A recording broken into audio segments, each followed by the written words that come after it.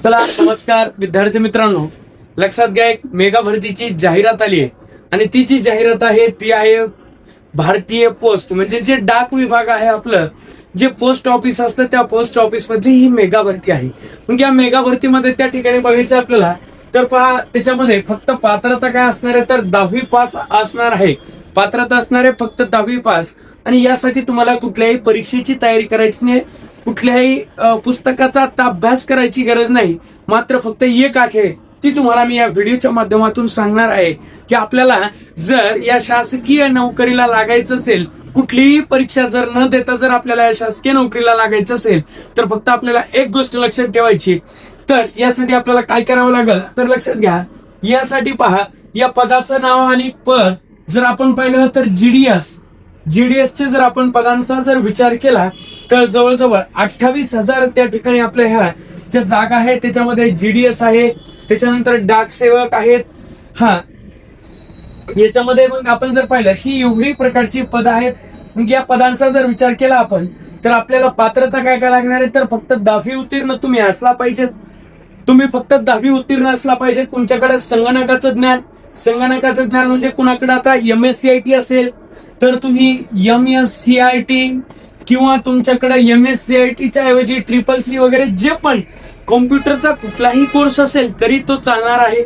मग लक्षात घ्यायचंय त्याच्यानंतर आहे सायकलिंगचे ज्ञान म्हणजे तुम्हाला आपली जी सायकल असते ना ती सायकल चालवता यायला पाहिजे. आता प्रत्येकाला सायकल साहजिकच चालवता येत असं हे कशामुळं आपल्याकडे पाहिलं असेल तुम्ही आपलं जर पोस्टाने कुठलं पार्सल आलं असेल, आपल्याला कुठलं पत्र आलं असेल, आजकाल पत्राचा कार्यक्रम बंद झाला, पहिले नाही तर कोणी कोणाला पत्र पाठवायचं, पत्र वेगवेगळी होती.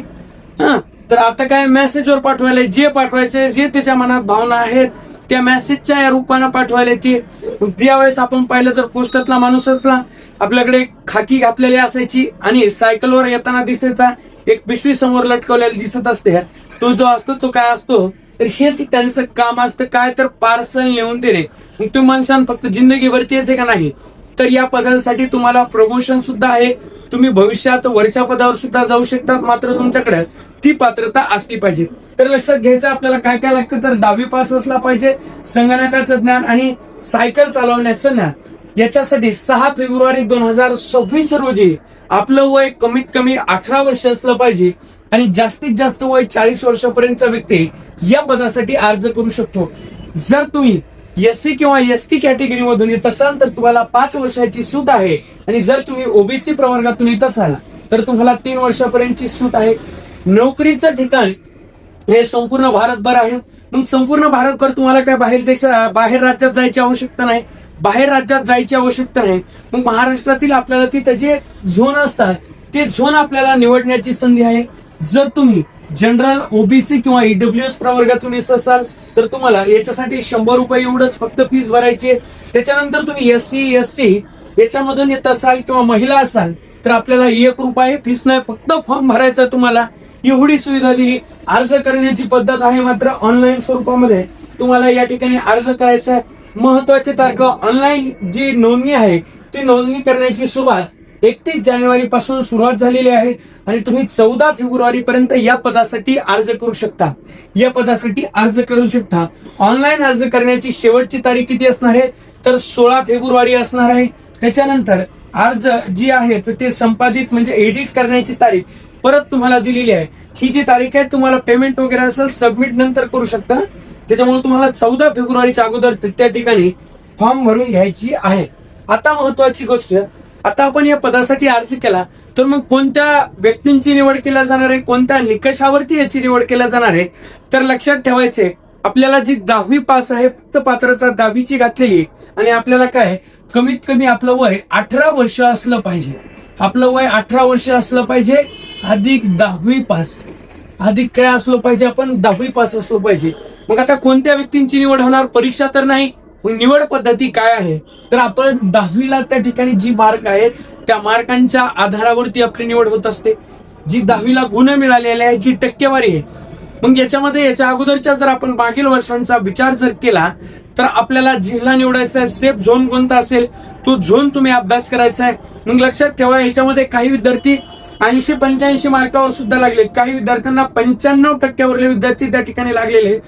मग आपल्याला तिथं झोन निवडला जातो जसं की महाराष्ट्रामध्ये जर विचार केला तर आपण चंद्रपूर साईडचा जर विचार केला तर चंद्रपूर साईडला कमी मेरिट लागलेली याच्या अगोदर आहे.